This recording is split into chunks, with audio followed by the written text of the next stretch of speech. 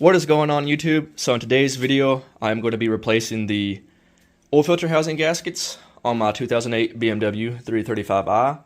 The phrase, buy once, cry once, is the absolute truth when it comes to buying oil filter housing gaskets for this car. Make sure you buy OEM, because I cheaped out on FCP Euro's website.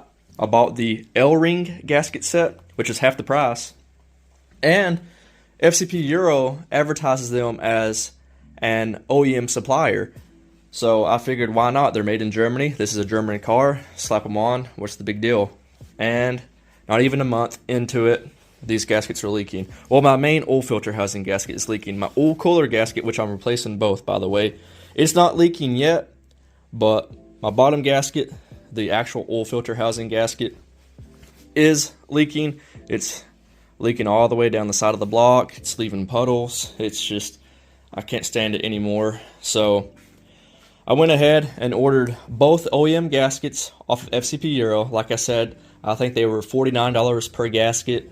They're double the price of the Elring, and just like I said, buy once, cry once, because now these $100 gaskets actually turn into $120 gaskets, because I wanted to cheap out and save money buying the Elring, and now I'm replacing them, so they're as good as garbage. But with FCP Euro, at least with the OEM gaskets, even though I paid a pretty good price for them, they are lifetime warranted. So if they start leaking, I can just send them back and get a replacement. But I'm not even going to waste my time for $20 sending back these Elring gaskets. But I just want to let you guys aware, just buy the OEM. And something that's really weird about the OEM gaskets, I'll show you guys. So when you're on FCP Euro's website, the price alone is going to tell you these are the OEM supplied gaskets, but they're made in Japan, which is really weird, because you'd think the Elring gaskets being made in Germany would be, OEM quality, but they're not. And you can look up reviews. People have had issues with the oil cooler gasket leaking on cold starts, this gasket, and it's starting to warm up here in Tennessee, but I'm replacing them both. I don't want to risk it. I don't want coolant to mix with my oil, because that's what happens when your oil cooler gaskets start going bad. You can get lucky and have it just spray, like some guys have issues with. You can actually read the reviews on FCP Euro's website. You can look at forums, Facebook groups. I should have done my research a little bit better, but now that I have the Japanese OEM supplied gaskets here, I'm going to go ahead and replace those. Make sure you get new oil cooler hose O-rings as well. Let me turn these back over so you guys can get a part number. This is your oil filter housing gasket right here, so you can pause, screenshot that. Oil cooler gasket. You can see they're both made in Japan. And oil cooler line O-rings, quantity 2. So all this is from FCP Euro. I highly suggest ordering from them, because everything, like I said, is lifetime warranted. Even motor oil, I don't know how that works, but they do a lifetime warranty for motor oil. So anyways, guys, that's out of the way. So now I'm going to start tearing into this. Now this is going to differ between your car and my car, because my car is not stock. I don't have the stock intake, but that's going to be really the only difference. And I have an aftermarket charge pipe. But last time I done this, I was able to leave my throttle body and charge pipe, actually the intake, all that stuff alone. I know with a stock car, you will have to take the intake box off just because it is in the way. But I'm pretty sure I was able to loosen up the intake manifold. Yes, it has to be loosened up. And even with the charge pipe and throttle body still connected, I was able to still maneuver enough to get to this hidden bolt, which I'll show you guys once we get to it. But right now, we need to take this cowl off just to get more room back there on the intake manifold. You could probably work around it, but my cowl is actually just, it's plopped in place. It's not even bolted in. So honestly, this right here will just come right off. In my case, you guys will have little bolts. You'll see them. It's easy to take off, but it will make life a lot easier. If you guys don't have the tools, you will need a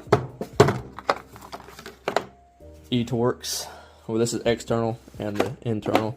But another thing that will help you guys out a lot, and you will need this, are some E-Torx wrenches, but I have one that's even better than those, and it's a ratchet. There it is. This comes in handy for your this little hidden bolt. I'll show you guys that in a minute. But yeah, let's go ahead, remove this cowl, and get started. Okay, and since we're on the subject of tools, I'm going to go ahead and give you guys a brief overview of the tools that you will need for this job. So, if you don't already have a Torx bit socket set, I would highly recommend one, but you will need a T25 for sure for the fan shroud screws. A ratchet, whether it's selected or not, you will need one of those. It'll make life easier. If you don't have one of these, definitely buy one before you even attempt doing this job. But this is a gear wrench, ratcheting E10 and E12. As a matter of fact, both of the oil cooler bolts are these sizes. So you have 3 that are E10 and 3 that are E12. So you can use the sockets and a ratchet if you wanted to. But this thing is really nice to have. Phillips screwdriver just to remove 2 screws that hold in the intake inlet. You need a 13mm for the oil cooler lines, a torque wrench because you want to torque everything to spec, a magnet to help you remove the nuts on the intake manifold, which happen to be an 11mm. Okay guys, and to get started, like I said, my cowl piece is not bolted. I'll leave it like this for, of course, ease of maintenance. You have one connector over here. You can actually just undo the connector itself. You don't have to unplug it. And it has little channels that the wiring harness runs through, so you can just take it over to the side, and then this whole piece can pretty much just come out.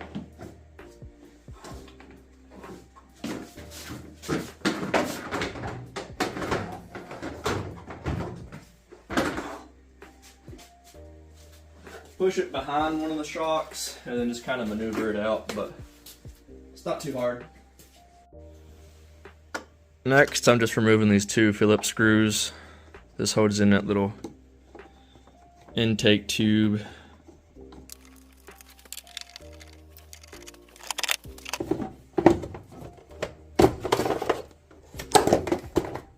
And make sure you drop it, just like I did. Okay, I'm gonna show you guys that hidden bolt down there. Yeah, I think I'm just going to take the oh look, you can see the oil seeping from the oil filter housing gasket. But there's the Mickey Mouse flange. There is the 3rd bolt right there. See how it's hidden? And it's a very tight fit. Guys, I think you're just better off taking the whole fan out. So I'm going to show you guys how to do that. It's fairly easy. You have a coolant hose right here. Just disconnect it. Don't break this. So once that's disconnected, you can actually just put it behind the oil filter cap for now. And then you have your electrical connector here. Just squeeze this tab here and just kind of rock the connector out. And then you have... Where is it? Yeah, we have a bolt here. I'm gonna figure out what size that was, and then on this side there's a plastic clip that holds it in place. Actually, matter of fact, my car has an oil cooler, so I have to jack my car up. There is one more bolt that is on the bottom of the radiator to your oil cooler. So I'm gonna undo that one and this top one, and then your whole fan shroud can come out. Okay, so this top corner in the fan shroud is a Torx 25. So I'm getting that out right now, and then I'll jump to the bottom of the car and I'll show you guys the other one you need to remove. Okay, here's the second one. So now that this oil cooler is unbolted from the radiator fan, you can actually pull it out, and when we go back to install this, you gotta watch out for this because it gets in the way and makes reinstalling it a little difficult. Okay, so with both of those T25 screws out from the top and bottom, now we're just going to maneuver this fan out. I don't know if I can do it with one hand. It is kind of tricky, but just be patient and you may have to kind of wiggle it. So I wanted to make sure that I recorded my struggles getting this thing out. Just to show you guys, it's not that easy, at least not for me, but I'm gonna watch these coolant hoses right here. Wow, it's actually coming out pretty easy. I jinxed it.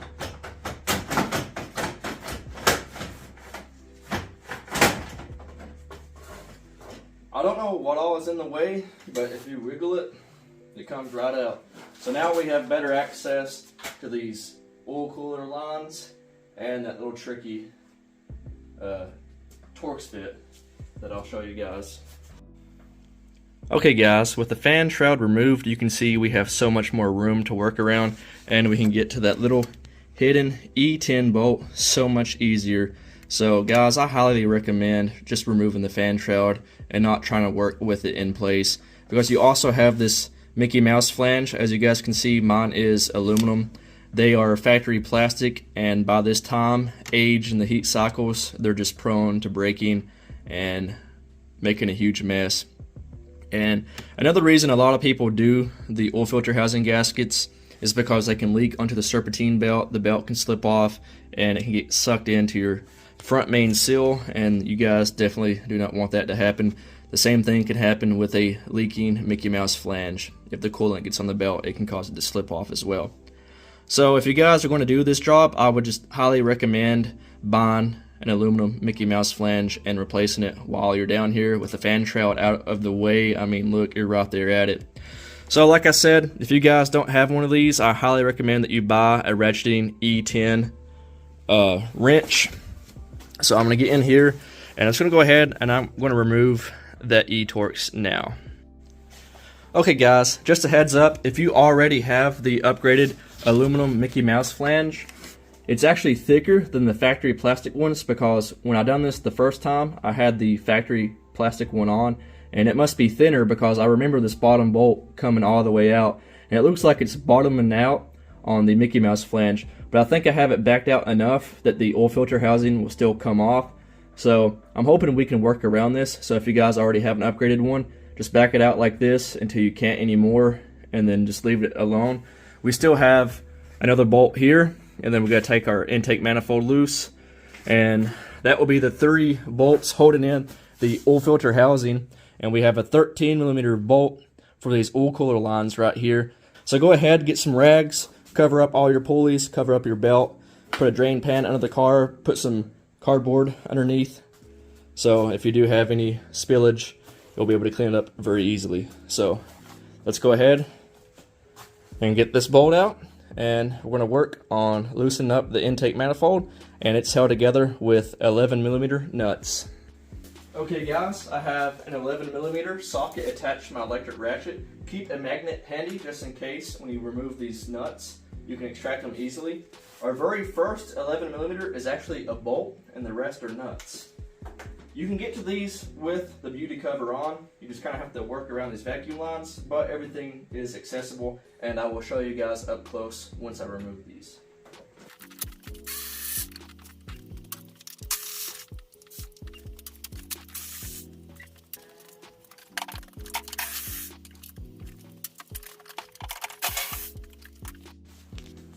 Okay guys, so like I said, your very first one there is a bolt, and the rest are just studs. As you can see, they're tucked in between each intake runner.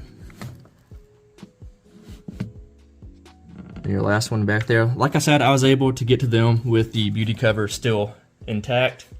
So I have an aftermarket oil filter cap, and it uses a 21mm nut for removal. So yours will vary if you still have the factory one.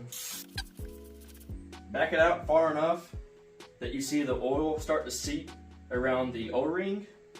Once it does that, slowly pull it out, and all of the motor oil will drain.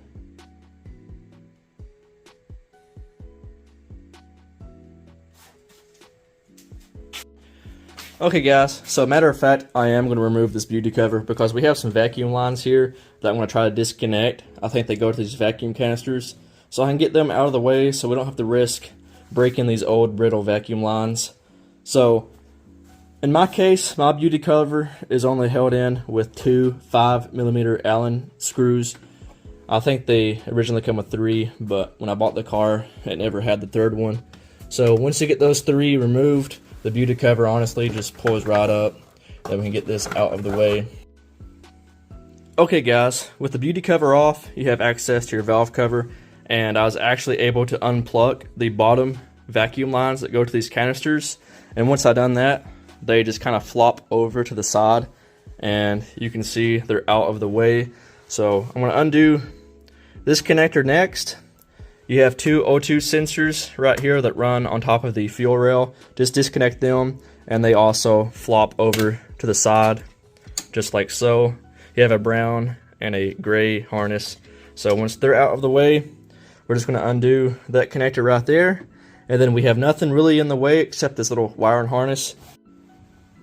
If you guys have a small pick, just hook it underneath this little metal clip, pull up on it, and this connector comes right off. Don't worry if this metal clip shoots off. It's not broke. You can slide it right back on.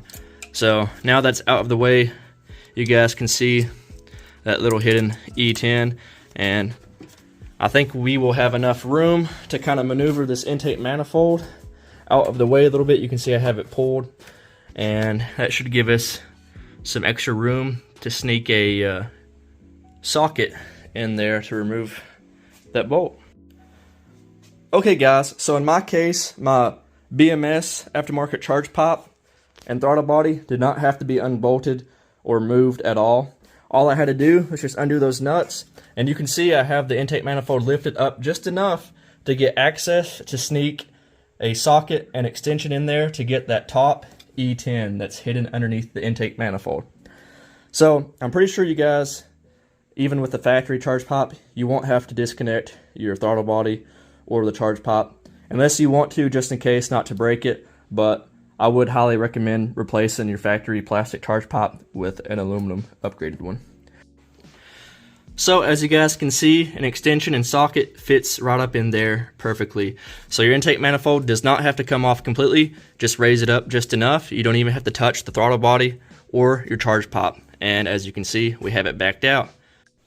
Oh, and something else real quick, this very long bolt. So when we go back with reinstalling these, you can see the long one came from the top here.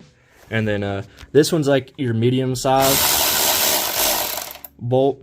So I'll reach in there and grab that by hand, just so you guys can see what length they are, so you don't struggle going back and possibly breaking the oil filter housing by putting in a bolt that's too long. So you can see this one is like the medium sized one. Okay guys, so like I said, that bottom bolt is a 13mm. So once it's removed, these oil cooler lines are pressed in with O-rings. That's what's holding them in place. So once we break those O-rings free, we're going to lose motor oil. So as you can see, I have a bunch of rags.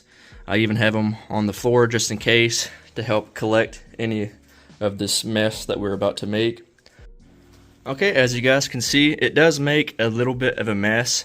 And here are our oil cooler lines. Go ahead and remove the O-rings. If you don't see any O-rings on these lines, check up on the oil filter housing itself. Make sure you get those off, because if you double stack these gaskets, you're going to have a huge oil leak when you start the car.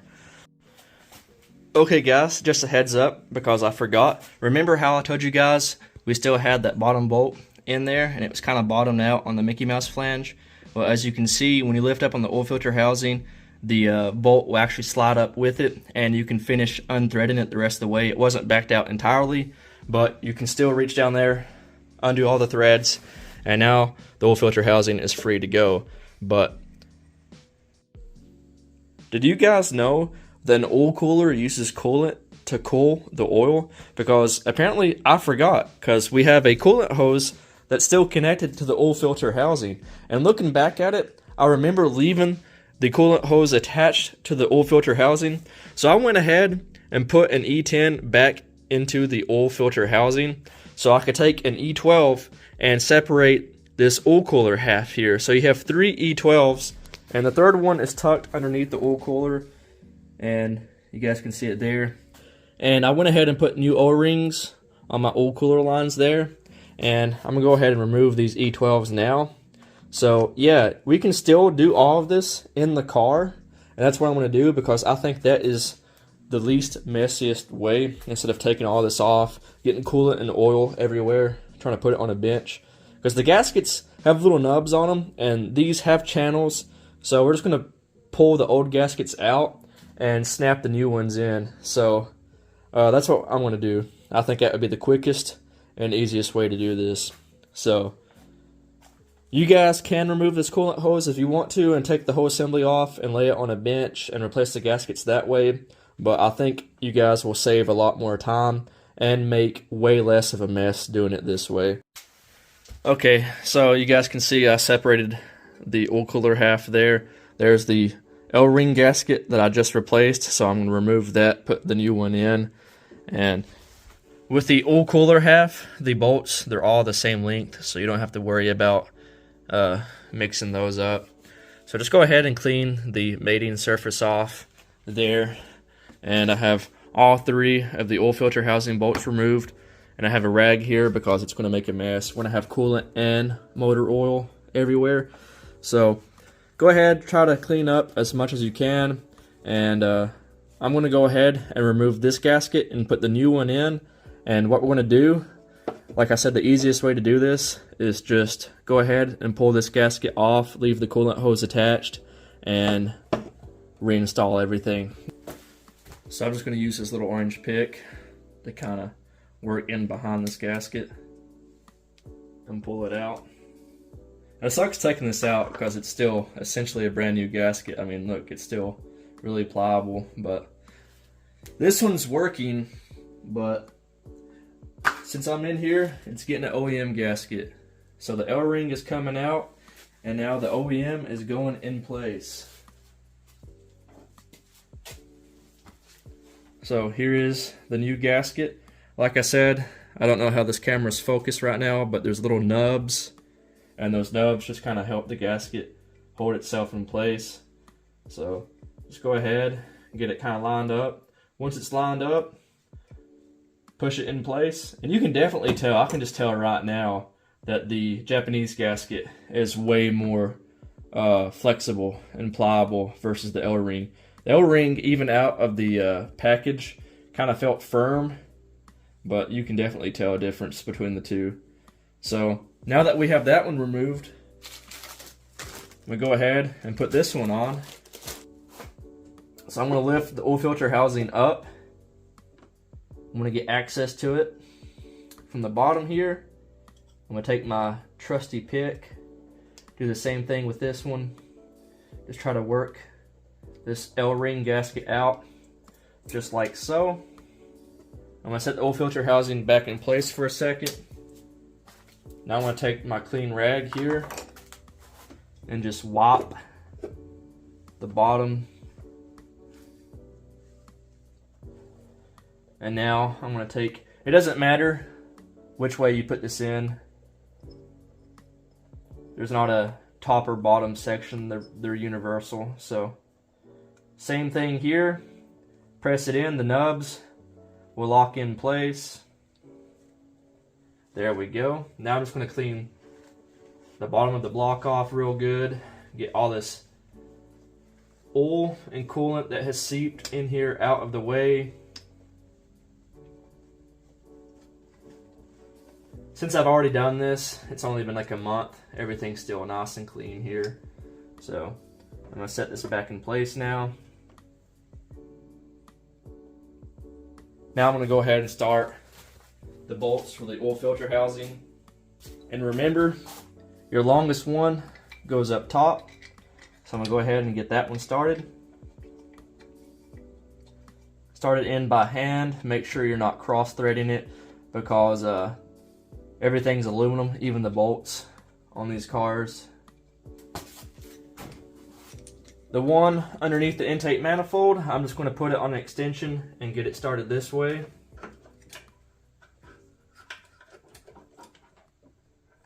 Make it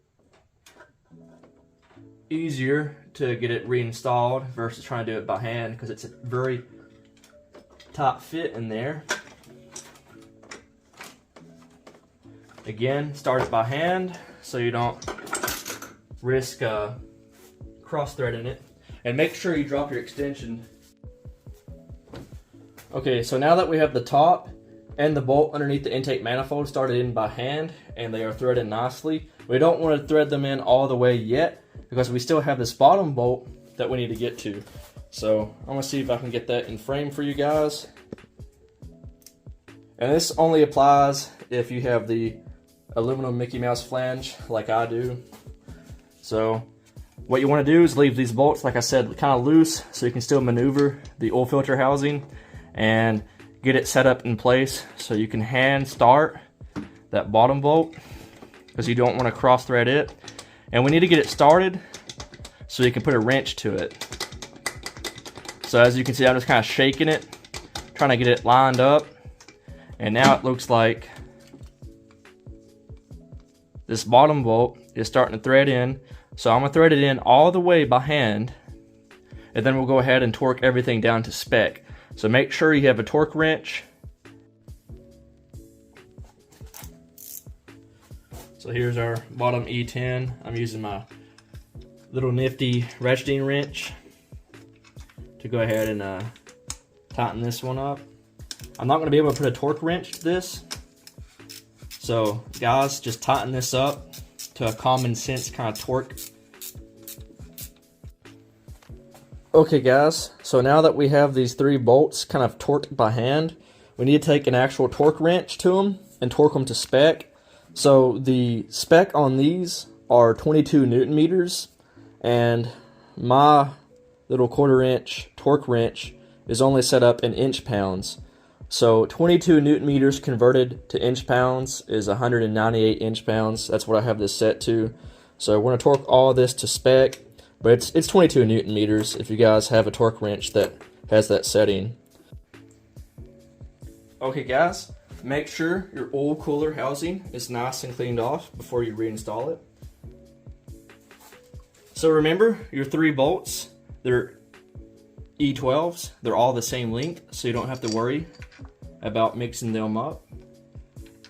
Same principle, get them started by hand so you don't risk cross-threading them. I moved the camera around because it's easier to start this bottom bolt on this side of the car. You can actually see the bolt hole a lot easier on this side. So go ahead and get it started by hand, just like the others. And then we can torque all these down to 22 Newton meters as well. Okay guys, now that you have all the oil filter housing bolts in and torqued, and make sure you torque them to spec. Do not over torque them. They're aluminum. You can strip out the threads in the oil filter housing, and well, if you're lucky, you'll strip out the bolts themselves because they're easy to replace. But oil filter housings, they're not exactly cheap, so you do not want to strip those threads out. So right now, I'm just cleaning up a little bit of this mess that we've made, and I've got the oil cooler lines, new O-rings put on them, and they're pushed up inside the oil filter housing. So now, like I said, it was a 13 millimeter, so I'm going to torque that up real quick. I like to use my electric ratchet to run it up, and then I like to use, hand tools just to get a better feel of what's going on. So now I'm going to put my standard ratchet on this 13 and torque it by hand. Okay.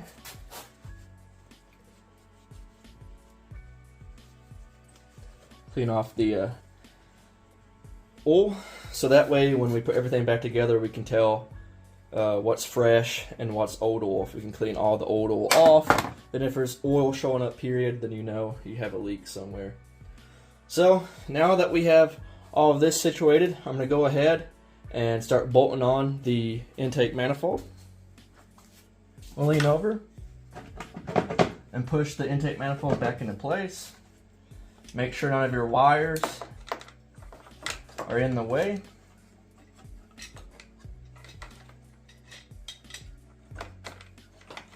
Once everything's clear, just go ahead and shift it back into place. I'm going to use a magnet to start these nuts.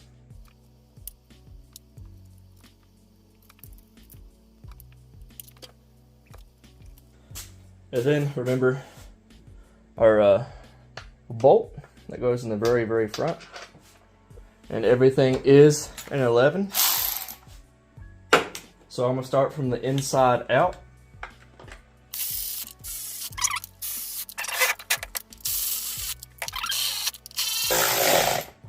And then torque them by hand.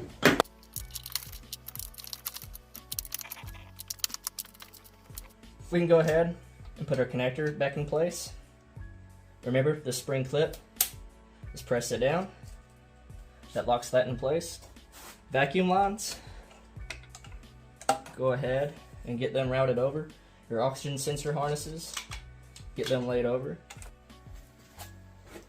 So now with our vacuum lines routed over, you can go ahead and get these started on the bottom of the vacuum canisters. The nipples on these are plastic, so be very careful. If you guys want to, this bracket is held in with two 13 millimeters and then one 10 up here. But if you guys just feel around, you can actually get them started by hand. Just don't force them onto the vacuum nipple on the bottom of the canister because they are prone to breaking. They make aluminum replacements on these cars, so if you do end up breaking them, it's no big deal. You can always upgrade them. Okay guys, another tip. I am actually an idiot. This clip right here, I told you guys to pull that silver clip out. Don't do that. You press it in and it releases the connector. So I actually have these vacuum lines ran on top of this connector, so they need to be tucked under it. And to install it, you just slide it back on. This does not need to be pulled out. You just press it in and it releases it. I don't know why I thought that needed to be removed. But anyways, vacuum lines are hooked up.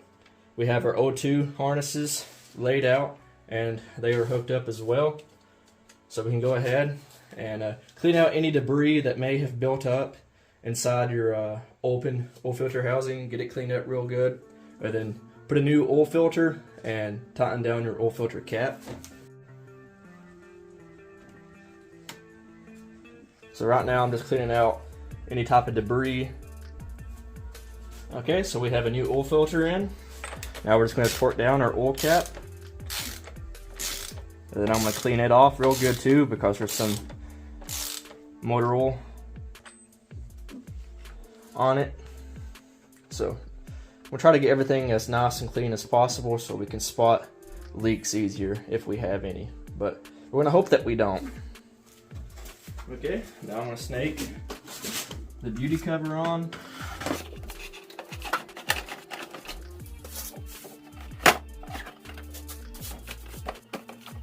There we go. Remember, there's 3 5mm Allen bolts, but again, mine only had just the 2, so. Okay, and triple check, make sure you have everything off your accessory belt. You do not want anything lodged in there, any rags, make sure you have all that out. Clean everything up as good as you can. You're gonna have some coolant, you can see coolant down there. You're gonna have oil, so go ahead, try to clean it up as much as you can. Okay, so before I put the fan back in place and the cowl, make sure everything's clean and clear of your accessory belt drive. What I'm gonna do now is start the car and I'm gonna see if there's any just immediate leaks. That way I don't have to remove the fan all over again.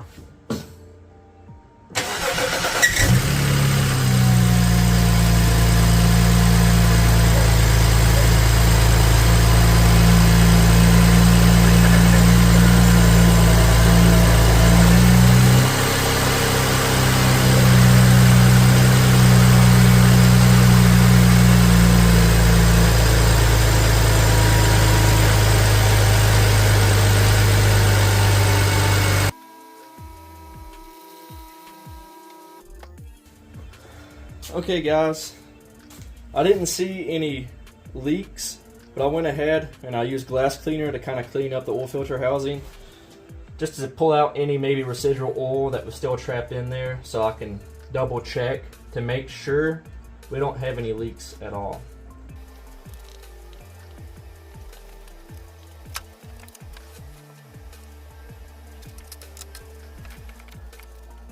Okay, I have everything cleaned off as much as I could get.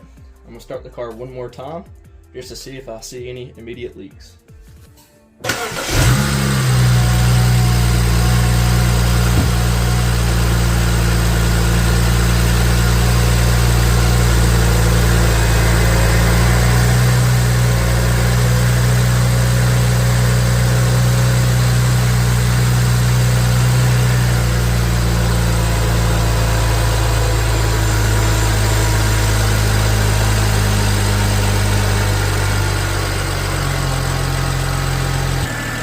see anything major right now.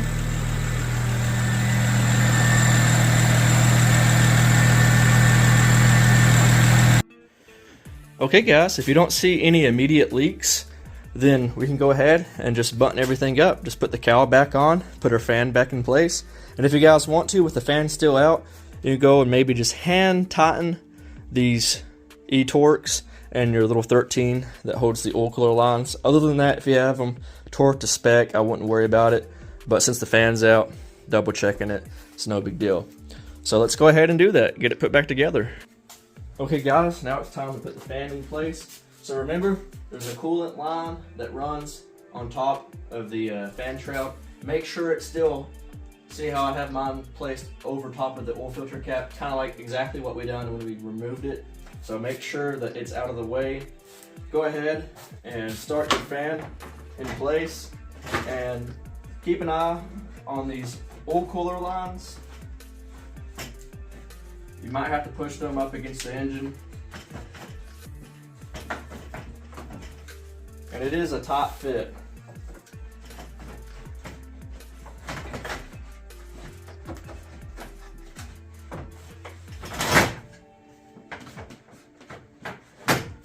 And we still have that oil cooler on the bottom of the radiator that can also get in the way.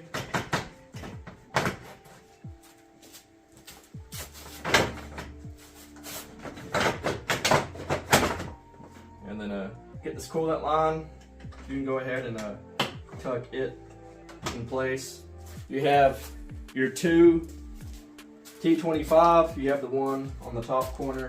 I'm gonna go ahead and get it started, and then the last one goes into the oil cooler. I'm gonna show you guys up close. Once you get the fan pressed down in place, you can see our little T25 goes right there. Here's our coolant line that we have to be careful with. It runs on the top of the shroud. I think my flashlight's dying. And then here's my fan harness. I guess I got it caught up in the fan shroud when I was trying to put it in, and I kind of nicked the sheathing off of it, so I went ahead and just retaped it back. So I'm gonna run it along the coolant line just to kind of make it look somewhat factory, and then our connector will just go back in place just like so. Tuck that over.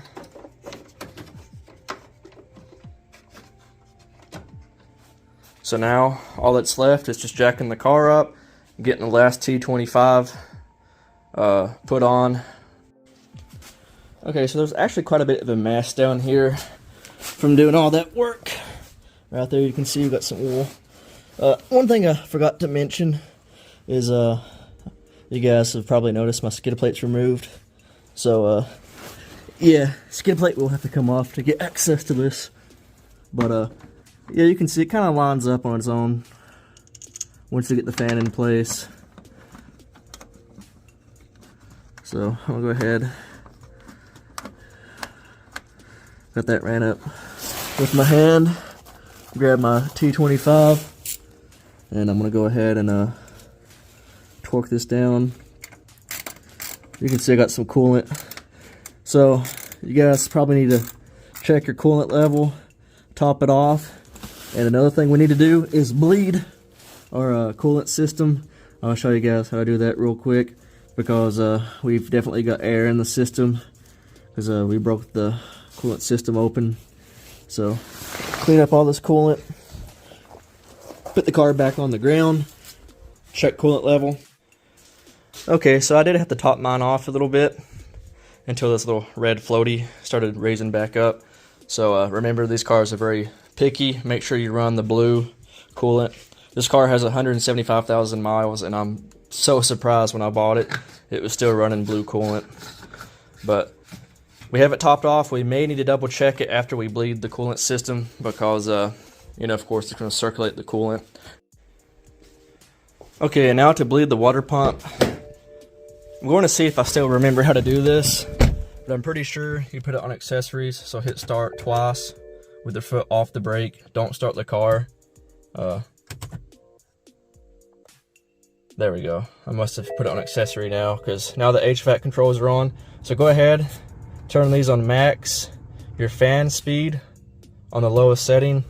Press the gas pedal and hold it for 10 seconds or 15, whatever, but you'll hear the water pump kick on.